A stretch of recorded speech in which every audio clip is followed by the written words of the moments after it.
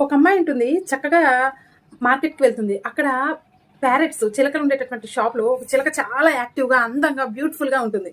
ఆ చిలకని కొనుక్కొని తీసుకువెళ్తుంది. ఇంటికి వెళ్ళిన తర్వాత ఇక్కడ ఇక్కడ ఇదంతా ఎక్కించుకుంటుంది. చాలా హుషారుగా ఆడుకుంటుంది. ఆడుకున్న తర్వాత దానికి ఒక అందమైనటువంటి పంజరాన్ని తయారు చేస్తుంది. అందులో ఒక ఉయ్యాలను పెడుతుంది. చక్కగా గాలి వచ్చేలాగా దానికి బయట వ్యూ కనిపించేలాగా ఒక స్పెషాలిటీస్ అన్ని ఏర్పాట్లన్నీ చేస్తుంది. చేసిన తర్వాత ఒక రోజు బాగుంటుంది, రెండో రోజు కొంచెం డల్ అవుతుంది, మూడో రోజు ఇంకా డల్ అవుతుంది, ఇలా కుంగిపోయి ఇలా పండుకొని ఉంటుంది.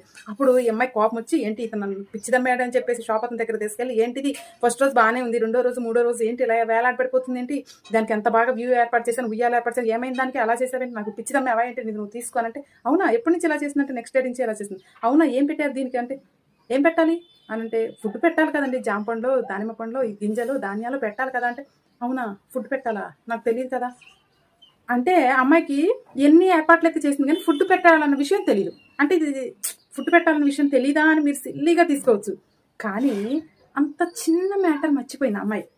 అలాగే మనం కార్లు కొంటాం, బిల్డింగులు కొంటాం, ఎంతో పెద్ద పేరు ప్రతిష్టలు తెచ్చుకుంటాం, కానీ మన రిలేషన్షిప్స్ని మీద కాన్సన్ట్రేషన్ చేయటం సంగతే మర్చిపోతాం.